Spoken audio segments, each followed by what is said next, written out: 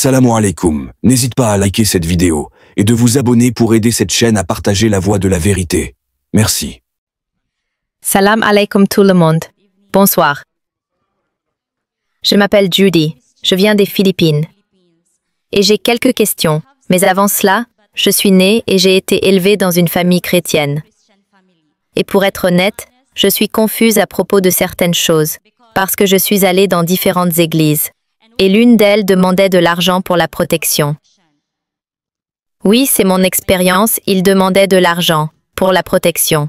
Et puis, quand ils ont su que j'étais ici à Oman, que j'avais un travail ici, ils m'ont contacté sur mes réseaux sociaux pour que je donne plus d'argent pour que j'ai, genre, beaucoup de protection.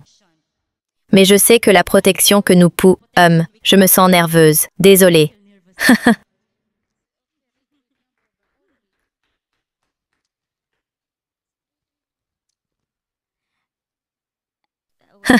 Je me sens nerveuse. Et je sais que la protection vient d'en haut, de Dieu seul. Et aussi, à propos du pain et du vin, ils nous donnent du pain. Ils disent que c'est le corps de Jésus. Et aussi, ils nous donnent comme à boire ce vin, parce qu'ils disent que c'est le sang de Jésus. Mais à ma connaissance, le pain est du pain et le vin est du vin. Donc ma question est la suivante. Dans le Coran, quand Jésus reviendra, il est dit qu'il tuera tous les porcs. Je veux donc savoir, s'il les tue, quel sera le bénéfice pour le monde? Et pourquoi Dieu les a-t-il créés s'il ne les aime pas?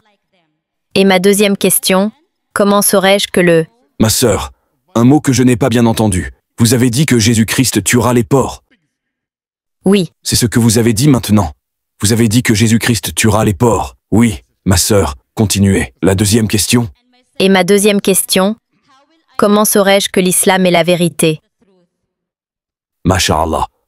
Ma sœur, il y a deux questions. Avant de répondre à la question, elle a dit que des gens lui demandaient de l'argent pour la protection, et qu'ensuite elle a réalisé qu'Allah est le protecteur. Aujourd'hui donc, vous devez remercier les gens qui vous ont demandé de l'argent pour la protection. Grâce à eux, vous vous êtes rapprochés de l'islam. Comme moi, je remercie le Premier ministre de l'Inde, Modi. Grâce à lui, j'ai fait l'émigration en Malaisie.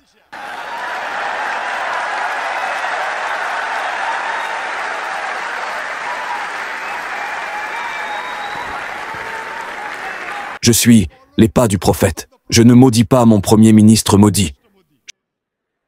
Je fais des prières. Qu'Allah lui donne la guidance.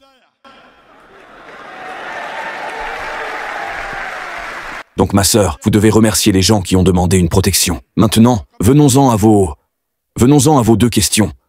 Votre première question était que vous avez lu qu'il vous donnait du pain et du vin.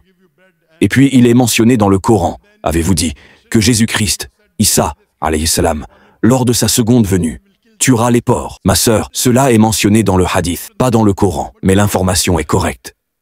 Dans les hadiths authentiques, les paroles du prophète, lors de sa seconde venue, il viendra, il brisera la croix et tuera le porc. Pourquoi le fera-t-il? Parce que ma sœur, il y a une idée fausse dans le monde chrétien, selon laquelle boire du vin est bien et manger du porc est bien. En fait, si vous lisez la Bible mentionne clairement dans le livre des Éphésiens, chapitre 5, verset 18. Ne vous enivrez pas de vin. C'est mentionné dans le livre des Proverbes, chapitre 20, verset 1. Le vin est moqueur. Selon la Bible, à deux endroits, il est dit que le vin est interdit. Pourtant, les chrétiens boivent du vin. Le porc est interdit à plusieurs endroits dans la Bible. Si vous écoutez mon exposé, c'est mentionné dans le livre du Deutéronome, chapitre 14, verset 8. Dans le livre du Lévitique, chapitre 11, versets 7 et 8. Ainsi que dans le livre d'Ésaïe, chapitre 65, verset 4, le porc est interdit.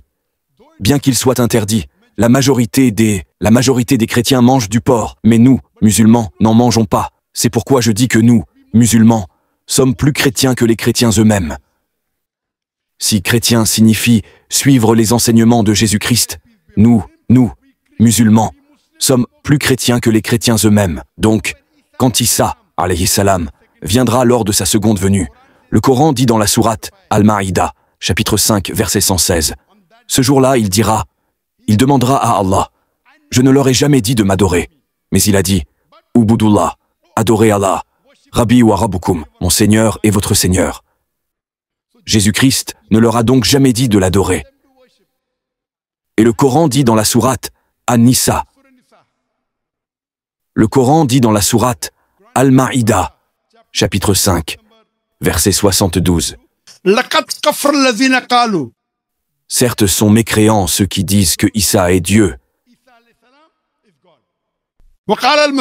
Mais, a dit le Christ, ô enfants d'Israël,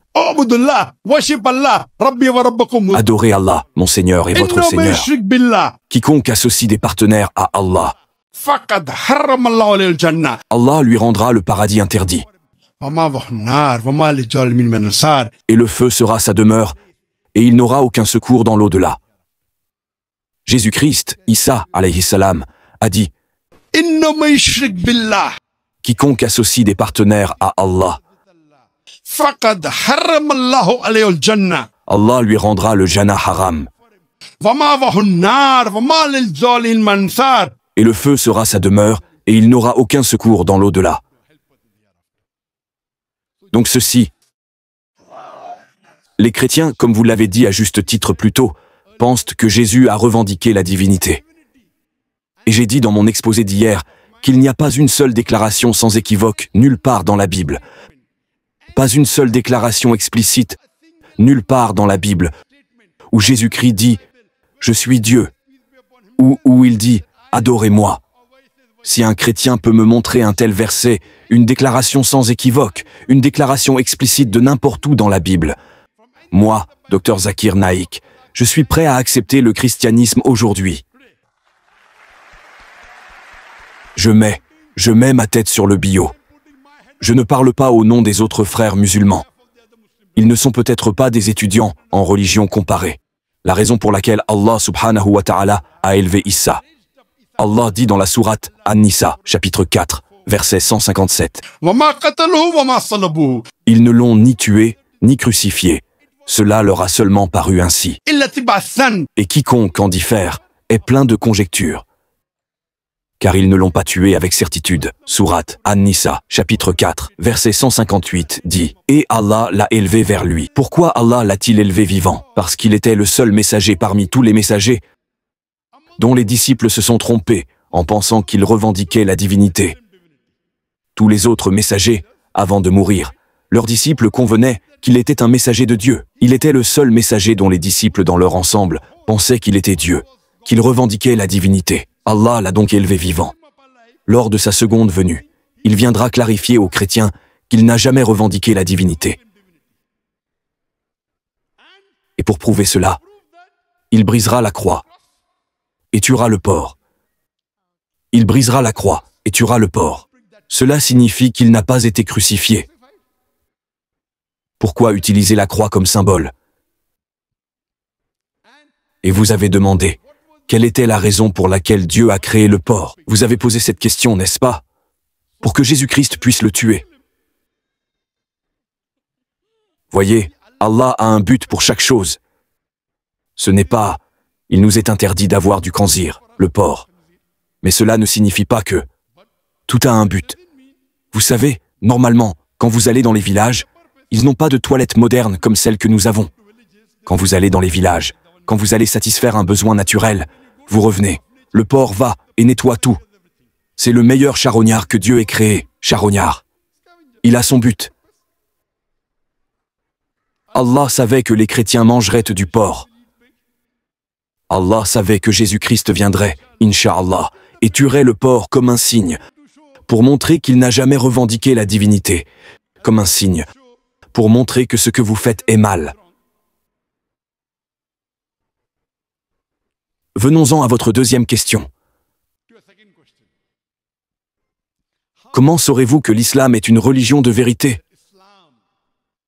Ma sœur, vous avez pu le voir maintenant. Les sœurs étaient remplies de joie. Les sœurs pleuraient. Cela vient de Dieu Tout-Puissant. L'essentiel, ma sœur, c'est qu'il y a diverses raisons pour lesquelles une personne peut être convaincue. Certains sont convaincus par la raison, d'autres par la logique. Certains entendent l'appel à la prière, ils aiment ça, d'autres entendent le Coran. Il y a des centaines de raisons différentes. Mais la raison la plus courante, comme vous l'avez dit à juste titre, est le tawhid. Comme vous l'avez dit à juste titre, qui est celui qui protège? Allah.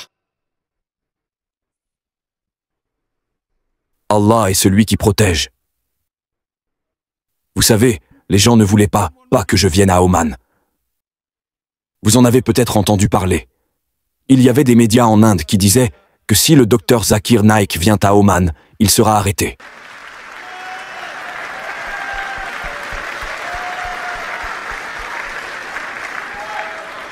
C'est Allah qui protège.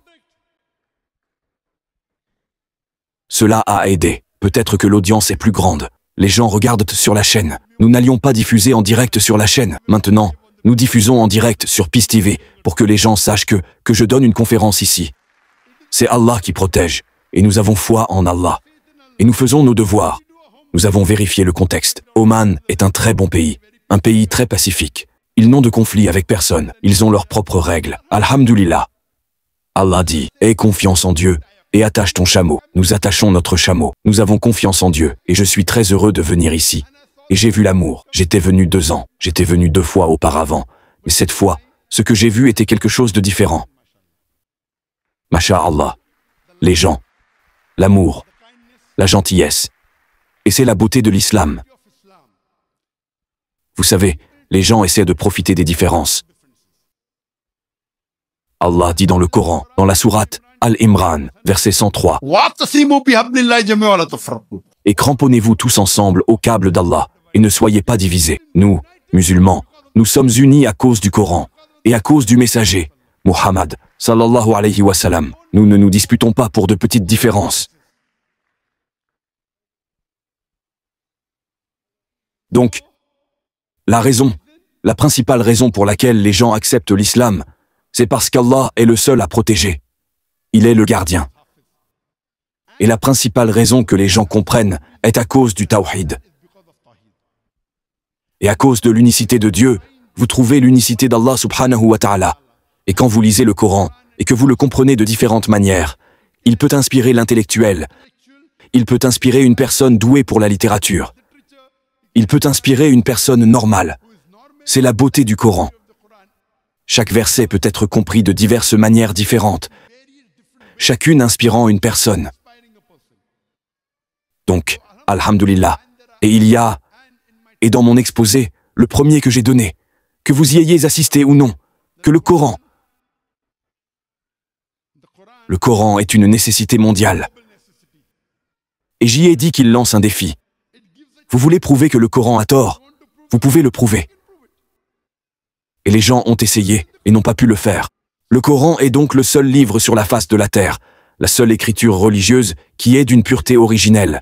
Et il vous montre comment prouver qu'il a tort. Les gens ne peuvent pas, aux yeux d'Allah, en islam.